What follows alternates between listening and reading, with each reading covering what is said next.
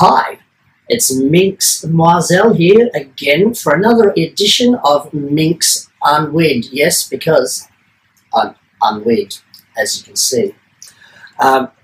We have a very special guest.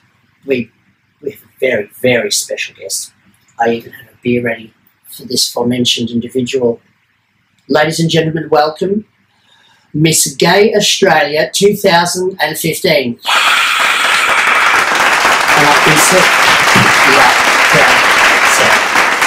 Hi, how are you? How are you, sweetheart? I'm good, thank you. How are you? I'm excellent. It's been a while. It's been a long while. Yes, too long, I'm afraid. Yes. Now, since last you and I spoke, a couple of major things have happened in both our lives. I have become Pride TV Australia's latest weather girl in my own unique fashion, with also other segments to do, as you're watching now, Unwigged, celebrity interviews, blah, blah, blah. But you have accomplished far more. I have. I've been very lucky this year. Yes. Yes, I was crowned Miss Gay Australia 2015 about 2 weeks ago. Yeah. It was 2 weeks, so it's fresh off the rolls. It is. A lovely crown that gets to sit on all of my crazy outfits. Yes, and there. Now, okay, how did you first get into doing drag?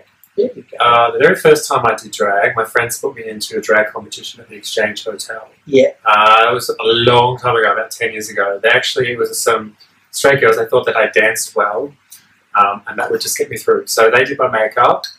At the competition, I came second. And after that, I stopped for a very long period of time because I didn't really think that was something that I wanted to go or get into. And then I started hanging around with Monty Da Monty.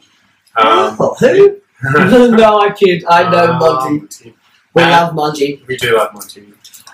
She put me into drag. Big shout out to Monty, darling. I hope you're watching. That's the mad part. But yeah, she put me into drag.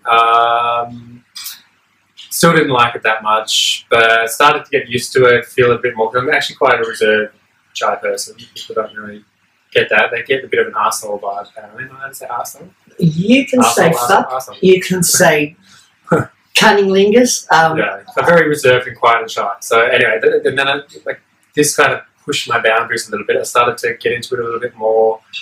That excitement before you go out, getting ready, being someone a little bit different kind of stuff, all came out. And I was they were told to do my drag miles. It's basically just working for free, and they just keep you going and going and going, and using you for them doing less work, basically. Yes. So I did that for a while. Then I got teased and put down by the drag community, and stopped doing drag for a very long period of time. And then about 3 years ago, one very special person brought me back into it, and that person believed in me for a very long time. I always had. And that was Salsa did, actually.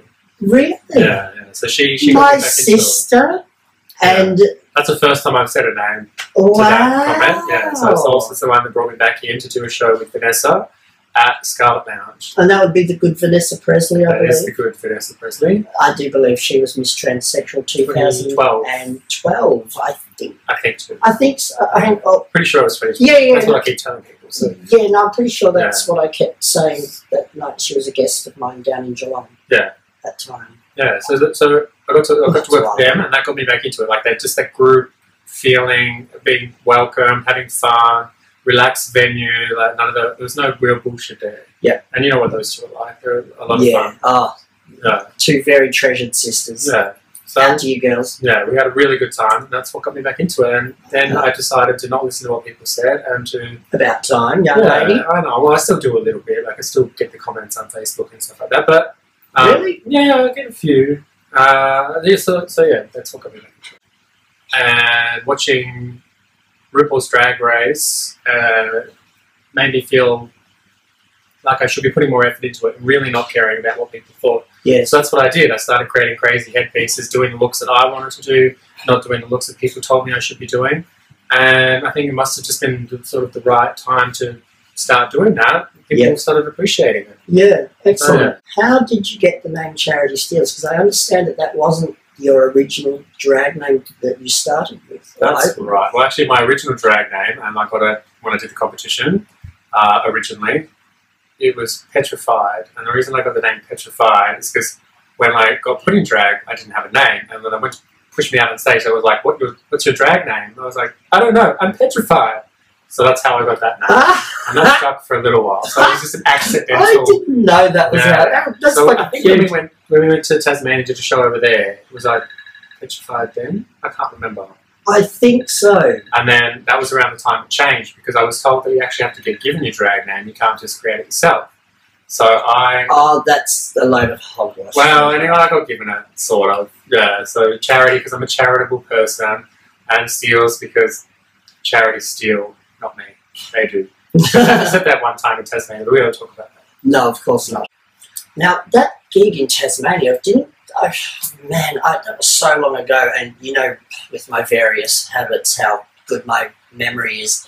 That was at like the Launceston Workers Club or something. That sounds familiar. The Workmen's Club, Workmen's Club, something. I just remember there was a lot of beer and a big park across the road, for which we went running around. And we I jumped did. the whole pile.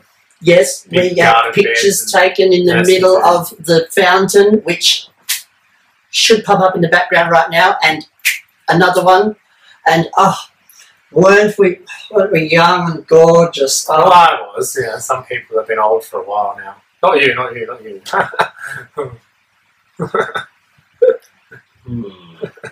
Yes, but I've still got cheekbones. My whole body hang off, darling. I'm not puffing this down here. That's why I put these on. They suck everything back. Like, one thing like that I've always been envious of is your unbelievable makeup ability. Just as a couple of examples of the different sorts of makeup, I should be able to pop an image behind us. Like, now, there's one. I think, you know what? That's the blue face. I like the blue face. That is the famous. I actually won an award on the RuPaul Drag Race cruise for that face. Oh, yes. That RuPaul. I wanted to touch on that. I wanted to get on. Everyone wants to touch on that. Of course they do. Yeah. Yes. And here's another one. I think, you know, if I just go, that's the red one.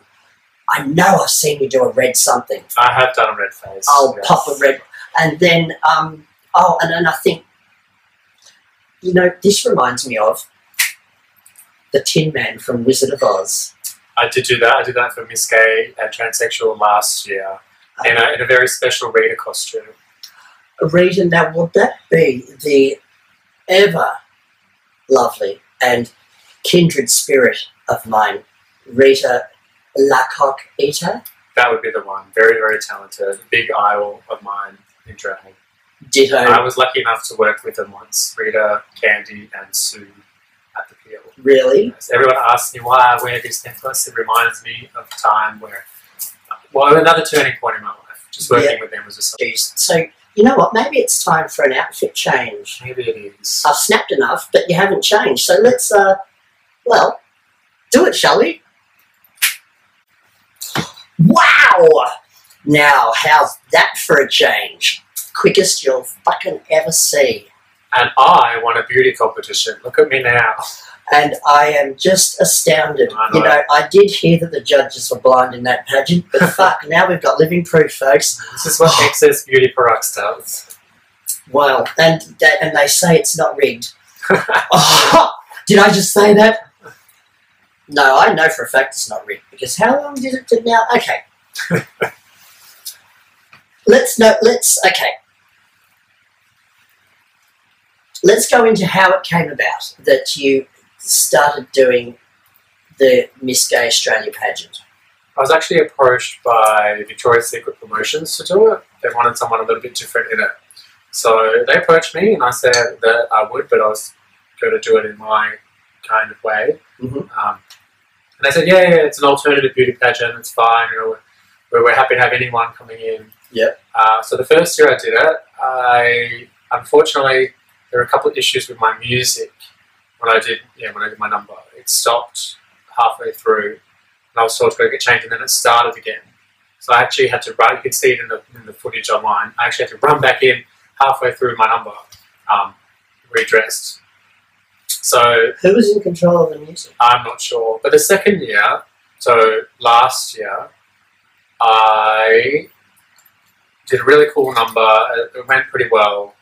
I looked pretty good all the way through, still kept to my own kind of style.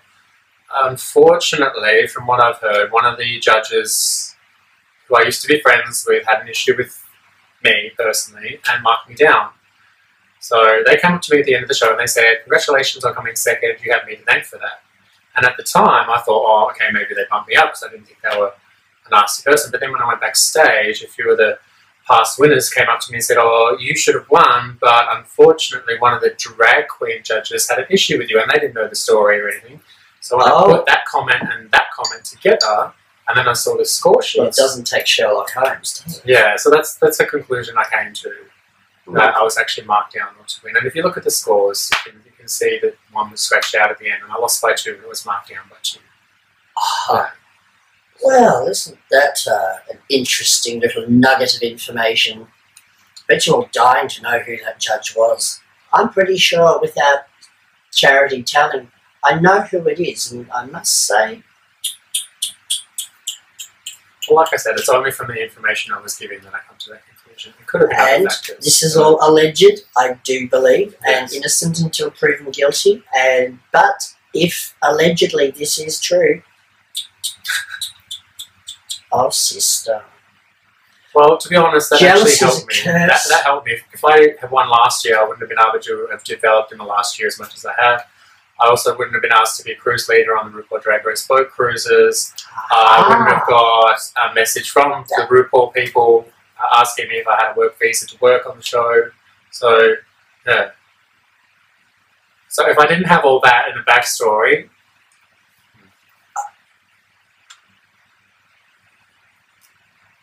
Did you just drop a bombshell right here? No, I didn't have a work visa, so I couldn't get on it, but I've been trying very hard to get one.